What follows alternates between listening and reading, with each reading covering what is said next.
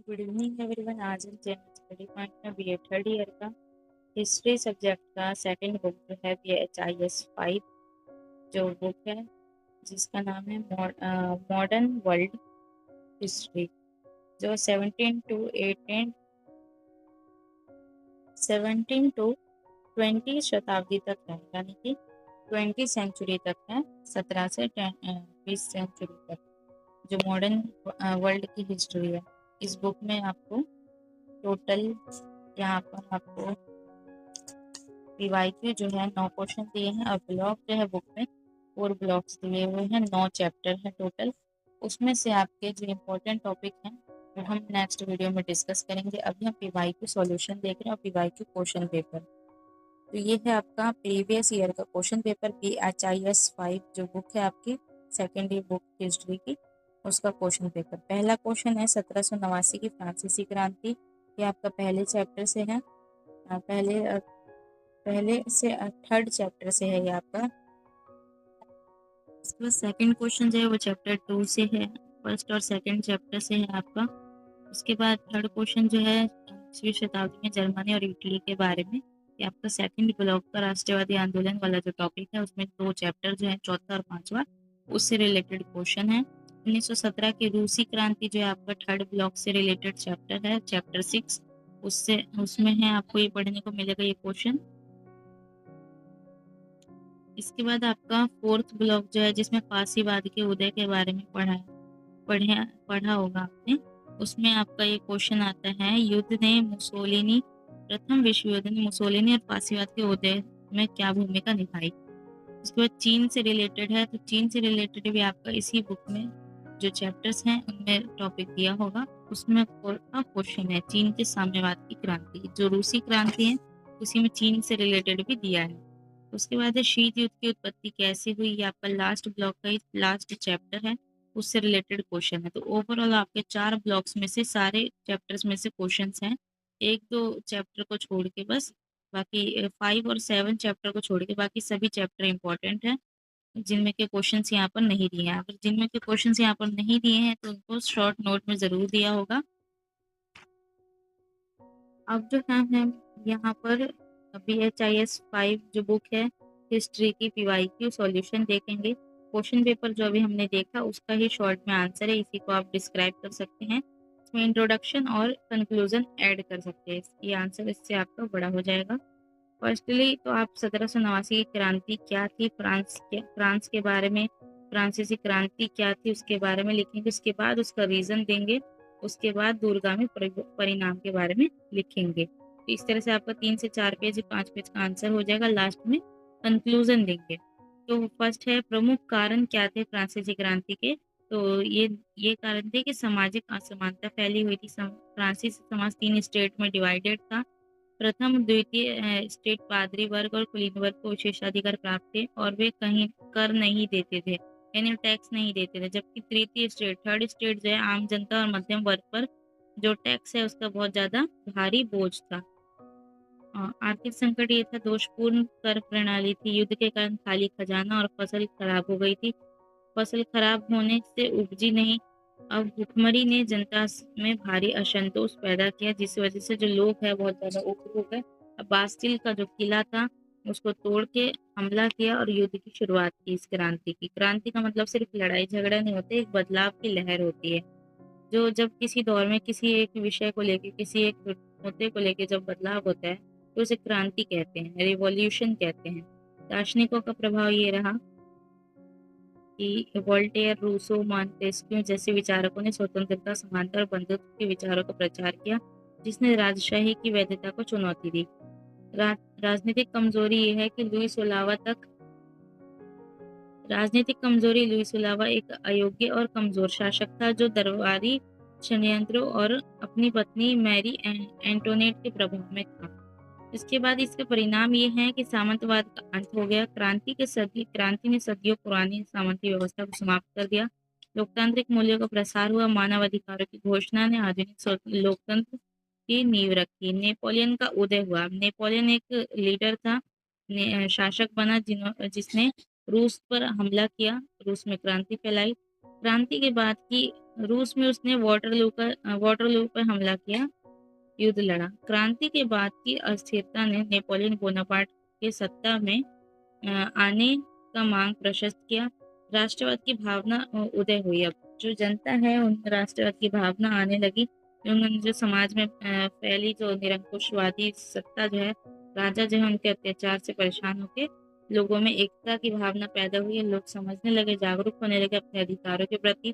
फ्रांसीसी क्रांति ने पूरे यूरोप में ये राष्ट्रवाद की लहर पैदा की, जिससे बाद में इटली और जर्मनी का एकीकरण हुआ। तो ये था आपका फर्स्ट क्वेश्चन। इसके बाद है इंग्लैंड में औद्योगिक क्रांति के कारक। तो इंग्लैंड में औद्योगिक क्रांति के कारक जो हैं, तो औद्योगिक क्रांति के बारे में पहले परिचय दीजिएगा फर्स्ट पेज में। उसके बाद आप आर्थिक कारण, तकनीकी कारण, सामाजिक और अन्य कारक लिखेंगे। इसी को एक एक तीन पेजेस में आपकी ये हो जाएंगे, तो 4 पेज का आपका आंसर हो जाएगा। लास्ट में कंक्लूजन दे देना। आर्थिक कारक ये है, कारक यानी कारण। पूंजी की उपलब्धता, उपनिवेशों जैसे भारत से प्राप्त धन ने निवेश के लिए आवश्यक पूंजी प्रदान की। कोयला और लोहा, इंग्लैंड के पास कोयले और लोहे के विशाल प्राकृतिक भंडार थे, जो मशीन और ऊर्जा के लिए अनिवार्य थे। तकनीकी कारक, महत्वपूर्ण आविष्कार, जेम्स वाट का भाप का इंजन, स्पिनिंग जेनी और वाटर फ्रेम जैसे आविष्कारों ने उत्पादन की यानी प्रोडक्शन की गति को कई गुना बढ़ा दिया। क्या था, ये जो आज के जमाने में जो ट्रेन है वो नहीं हुआ करती थी। पहले भाप के इंजन वाले ट्रेन होते थे। इन सब चीजों के जो इन्वेंशन हुआ उसी दौर में हुआ, जो आज पूरे वर्ल्ड में दिखता है। सामाजिक और अन्य कारण यह है कि कृषि क्रांति हुई। खेती के नए तरीकों से कम मजदूरों की जरूरत पड़ी, जिससे वे शहरों की ओर पलायन करने लगे। कारखानों में सस्ते श्रमिक बने, विशाल औपनिवेशिक बाजार बने। इंग्लैंड के पास तैयार माल बेचने के लिए दुनिया भर में उपनिवेश थे। तो इसके बाद है नेक्स्ट है जर्मनी और इटली का एकीकरण की तुलना। तो जर्मनी और इटली के बारे में थोड़ा लिखेंगे।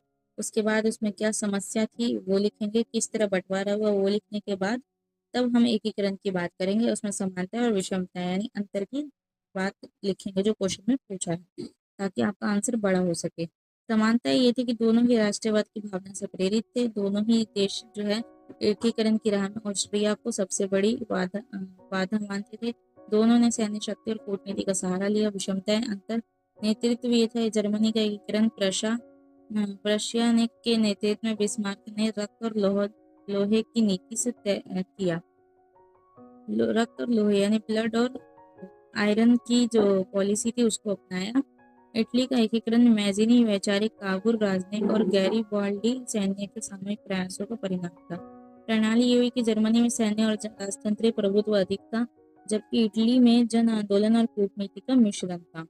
उसके बाद नेक्स्ट क्वेश्चन है 1917 की रूसी क्रांति के कारण। तो 1917 की रूसी क्रांति के बहुत सारे कारण थे। किस तरह रूस का इतिहास रहा, रूस में किस वजह से क्रांति का माहौल बना, पहले वो लिखेंगे। उसके बाद यहाँ पर इसके कारण लिखेंगे। तो कारण में आपके राजनीतिक, आर्थिक, सामाजिक, शैक्षिक जो भी है वो सब एक की पॉइंट्स बना के पहले फ्लो चार्ट बनाइए। उसके बाद दूसरे तीसरे पेज पे इसको डिफाइन कर दीजिए, इससे आंसर आपका बड़ा हो जाएगा। इंट्रोडक्शन जरूर देना शुरू में, इंट्रोडक्शन और की पॉइंट्स, और उसके बाद फ्लो चार्ट, की पॉइंट्स को एक्सप्लेन करना, लास्ट में कंक्लूजन। राजनीतिक जो है वो जार निकोलस द्वितीय का निरंकुश और दमनकारी शासन था। प्रशासन में भ्रष्टाचार और अयोग्यता चरम पर थी। आर्थिक कारण ये रहा कि रूस में किसान अत्यंत गरीबी में थे और मजदूरी की स्थिति दयनीय थी। मजदूरों की स्थिति दयनीय थी, मतलब दया की भावना वाली थी। प्रथम विश्व युद्ध के ने अर्थव्यवस्था को पूरी तरह नष्ट कर दिया था। समाज में अमीर और गरीब के बीच गहरी खाई थी। अल्पसंख्यकों पर रूसी संस्कृति जो थे वो थोपने की, विद्रोह की भावना जो थी वो बढ़ी। अब जो कम वर्ग के लोग थे उन लोगों पे अपना धर्म थोपने की जो बात हो रही थी रूस में, उससे भी ये विद्रोह की भावना बढ़ गई। तात्कालिक रीजन ये थे, यानी कि रैंडमली जो रीजन होते हैं। प्रथम विश्व युद्ध में रूसी सेना की भारी हार और देश में भोजन की भारी कमी से जनता जो है वो सड़कों पर उतरने को मजबूर हो गई। जब समस्या इतनी ज्यादा बढ़ गई तो जनता जो है सड़कों पर उतर आई। मुसोलिनी और फांसीवाद के उदय में प्रथम विश्व युद्ध की भूमिका। तो पेरिस में शांति सम्मेलन से निराशा फैली। इटली को युद्ध जीतने के बावजूद संधि में वह क्षेत्र नहीं मिले जिनका वादा किया गया था। इसे अपूर्ण विजय माना गया। मुसोलिनी और फांसीवाद के उदय के बारे में आप लिखेंगे। इस फर्स्ट वर्ल्ड वॉर के बारे में किस रीजन से, उसके बाद ये पॉइंट्स लिखेंगे क्या भूमिका रही। आर्थिक अराजकता फैली, जिसमें युद्ध के बाद इटली में बेरोजगारी, मुद्रास्फीति और कर्ज बहुत बढ़ गया था। साम्यवाद का डर था, तो इटली का उच्च और मध्यम वर्ग रूस जैसे साम्यवादी क्रांति से डरा हुआ था। मुसोलिनी ने व्यवस्था और अनुशासन का वादा कर इनका समर्थन प्राप्त किया। साम्यवाद का डर था क्योंकि इनको सैनिकों का असंतोष। अब सैनिकों का असंतोष क्यों हुआ? क्योंकि युद्ध से लौटे हुए सैनिकों को समाज में सम्मान और रोजगार नहीं मिला, जो कि फांसीवादी पार्टी के मुख्य कार्यकर्ता बन गए। फांसीवादी जो है वो एक विचारधारा है, जैसे मार्क्सवादी विचारधारा होती है उसी तरह फांसीवादी विचारधारा। चीन में साम्यवादी क्रांति जो 1911 से 1949 के प्रमुख हुई। अब ये क्या था? तो साम्यवादी का मतलब यहाँ पर सरकार से संबंधित भी हो सकता है और प्राइवेट सेक्टर भी हो सकता है। मंचू राजवंश का पतन हो गया 1911 में। पुरानी व्यवस्था के पतन के बाद चीन में अराजकता और युद्ध सामंतों का शासन फैल गया। जापान का आक्रमण हुआ चाइना पर। द्वितीय विश्व युद्ध के दौरान जापान के क्रूर आक्रमण ने कुओमिंतांग केएमटी सरकार को कमजोर कर दिया, जब कम्युनिस्टों ने प्रतिरोध के माध्यम से लोकप्रियता हासिल की। माओ का नेतृत्व। माओ जो है, जो चाइना के बहुत फेमस नेता रहे, जिनके बारे में पहले भी आपने पढ़ा होगा 11th-12th में, तो माओ के बारे में जरूर पढ़ लेना। माओ जे डोंग ने शहरों के बजाय ग्रामीण किसानों को अपनी शक्ति का केंद्र बनाया, जो चीन जैसी कृषि प्रधान अर्थव्यवस्था के लिए सही रणनीति। माओ की राज में उन्होंने एक बहुत बड़ी गलती की, जो चिड़िया है तो बहुत ज्यादा मार दिया गया, जो छोटी सी जो बर्ड होती है। इससे क्या हुआ कि देश में जो कीड़े हैं उनकी तादाद बढ़ गई और सारी फसल बर्बाद हो गई। भुखमरी का दौर उन्हें देखना पड़ा चाइना। तो ये गलती की थी माओ ने। उसके बाद केएमटी की विफलता, ये यानी असफलता। चियांग काई शेक की सरकार भ्रष्टाचार और बढ़ती महंगाई को रोकने में असफल रही, जिसे विफल भी कहते हैं। असफल और विफल शब्द एक ही है। कई लोग कहते हैं कि विफल कोई शब्द नहीं होता, पर होता है हिंदी में शब्द। शीत युद्ध, उत्पत्ति, विकास और वैश्विक प्रभाव। शीत युद्ध क्या था? शीत युद्ध एक ऐसा युद्ध था जो पॉलिटिकल में आपने पढ़ा होगा, कोल्ड वॉर, ठंडा युद्ध, जिसका मतलब है ऐसा युद्ध जिसमें युद्ध की संभावना बनती है, पर गोला बारूद और हथियार का प्रयोग करके युद्ध होता नहीं है। सिर्फ एक दूसरे पर हथियार तैनात किए गए। इसमें अमेरिका युद्ध की शुरुआत कैसे हुई? जो रूस है और जो अमेरिका है उसने क्यूबा की तरफ मिसाइल तैनात कर दी, तो इससे युद्ध की संभावनाएं बन गई। दुनिया जो है वो दो गुटों में बट गया। जो अमेरिका है वो पावरफुल था, परमाणु संबंधित था, और जो रूस है वो उसने यूएसएसआर कहलाता था उस टाइम में। तो रूस और अमेरिका में दो गुटों में पूरा देश, जो दुनिया है, वो बट गया। ये दो देश बड़ी महाशक्ति बनी, जिसे शीत युद्ध का दौर कहा गया, जब दो गुटों में पूरी दुनिया बट गई। जो तीसरे गुट थे वो गुट निरपेक्ष देश कहलाए, जिन्होंने किसी भी गुट में शामिल ना होने की संधि पर साइन किया, जो गुट निरपेक्षता में शामिल हुए, और जिनको तीसरी दुनिया का देश कहा गया। जो इन दो गुटों में शामिल नहीं थे जो देश, उनको तीसरी दुनिया का देश कहा गया। ये था शीत युद्ध, जो कि 1945 से 91 तक रहा, जो सेकेंड वर्ल्ड वॉर के बाद शुरू हुआ था। अगर आपने नहीं पढ़ा तो शीत युद्ध के बारे में पढ़ लेना, उसके बाद ही इसके बारे में पूरा डिटेल में लिखना। वैसे भी क्वेश्चन में पूछा है शीत युद्ध की उत्पत्ति, विकास और वैश्विक प्रभाव। पहले उत्पत्ति के बारे में लिखेंगे, विकास के बारे में और वैश्विक प्रभाव के बारे में। तो उत्पत्ति के बारे में यहाँ पर शॉर्टकट में मैंने लिखा है, विकास और वैश्विक प्रभाव भी बहुत शॉर्ट में लिखा है। उत्पत्ति ये हुई कि द्वितीय विश्व युद्ध के बाद अमेरिका पूंजीवाद और सोवियत संघ साम्यवाद के बीच वैचारिक मतभेद और अविश्वास बढ़ गया। यहाँ पर सोवियत संघ जो नाम है वो आपका रूस का ही नाम है, यूनाइटेड स्टेट सोवियत रूस। तो ये आपका यूएसएसआर कहलाता था पहले, जिसे सोवियत संघ हिंदी में कहते थे और इंग्लिश में यूएसएसआर कहते थे, जो आज वर्तमान में आपका रूस देश कहलाता है। इसमें बहुत सारे कैंटिनेंट थे, 15 से 17 राज्यों का कैंटिनेंट था, ग्रुप था, जो यूएसएसआर कहलाता था, जिसमें से धीरे धीरे सब अलग अलग हो गए, स्वतंत्र हो गए, सीआईएफ के देश बने, और गणराज्य से जब अलग हो गए तो सिर्फ रूस अकेला बच गया, और इसलिए रूस नाम पड़ गया उसका। ये भी देखने को मिलेगा आपको शीत युद्ध के टॉपिक में आगे जब पढ़ोगे आप इसको। इसका विकास कैसे हुआ? विकास इस तरह हुआ कि बर्लिन जो है वहाँ की नाकेबंदी कर दी। नाटो, NATO, नाटो जो है आपका एक एक्ट है, एक एग्रीमेंट था, जो हथियार पे रोक लगाने का एग्रीमेंट किया था अमेरिका और रूस ने 1949 में, पर ये एक तरह से सफल भी रहा और नहीं भी रहा। वारसा संधि का गठन हुआ, कोरियाई युद्ध हुआ, क्यूबा मिसाइल्स का संकट रहा, और अंतरिक्ष हुआ, हथियारों की होड़ इसके मुख्य चरण थे। इसके बाद वैश्विक प्रभाव ये रहा कि दुनिया दो ध्रुवों यानी बाइपोलर वर्ल्ड में बट गई। गुटनिरपेक्ष आंदोलन, जो अभी मैं बता रही थी आपको, गुटनिरपेक्ष आंदोलन नाम का जन्म हुआ। परमाणु हथियारों की होड़ से दुनिया हमेशा युद्ध के साए में रही। कई क्षेत्र युद्ध में रहे, जैसे वियतनाम हो गया, अफगानिस्तान हो गया। महाशक्तियों के जो छदम है, युद्ध प्रॉक्सी वॉर्स हैं, वो इन देशों में बन गए। मतलब इन दोनों देशों ने तो लड़ाई नहीं लड़ी, लेकिन संभावना जो है वो दूसरे देशों पे युद्ध की बनी, और युद्ध हुए भी। वियतनाम में हुआ, अफगानिस्तान में हुआ, बर्लिन में हुआ। बर्लिन की दीवार बन गई और मतलब दो हिस्सों में बट गया। अब संक्षिप्त नोट जो है, जो आपके बचे हुए टॉपिक्स हैं, उसमें से इनमें से किसी दो पर नोट लिखने हैं। वोल्टेयर के बारे में, आतंक का शासन, एडोल्फ हिटलर के बारे में, और माओ जे डोंग के बारे में। तो फर्स्ट है वोल्टेयर, फ्रांसीसी प्रबुद्धता के महान विचारक जिन्होंने अभिव्यक्ति की स्वतंत्रता और धार्मिक सहिष्णुता की वकालत की। उन्होंने चर्च और राजशाही के भ्रष्टाचार पर कड़ा प्रहार किया। आतंक का शासन, रीजन ऑफ टेरर, यहाँ पर फ्रांसीसी क्रांति के दौरान 1793 से 94 का काल, जब रॉबेस्पियर के नेतृत्व में क्रांति के दुश्मनों को सामूहिक रूप से गिलोटिन पर चढ़ा दिया गया। गिलोटिन एक मतलब फांसी चढ़ाने का एक बना हुआ रहता था, जिसे गिलोटिन कहा जाता था। तो थोड़ा अलग ही होता था। आप सर्च मारोगे तो आपको इमेज मिल जाएगी गिलोटिन की। एडोल्फ हिटलर जर्मनी की नाजी पार्टी नक्सलवाद को बढ़ावा देता था। जो जर्मनी में हिटलर जो है, वो हिटलर तो सभी ने सुना होगा, कहावतों में भी हिटलर शब्द का यूज करते हैं सब।